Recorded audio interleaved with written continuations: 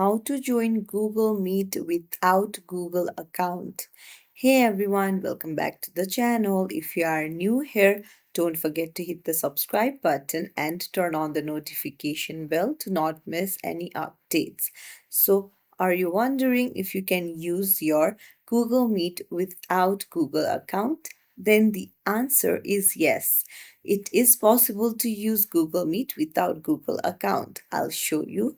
So, first open up your Google Chrome and then go to the Google Meet link that you want to join.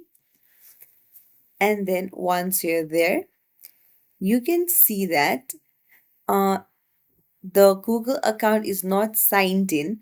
Then you will see an option called What's Your Name? You just need to put in your name and then you can turn on the camera or just turn it off according to your wish. And then you can just ask to join.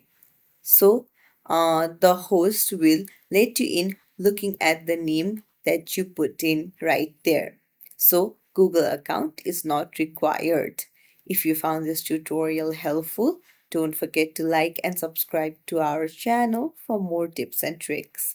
Thank you for watching.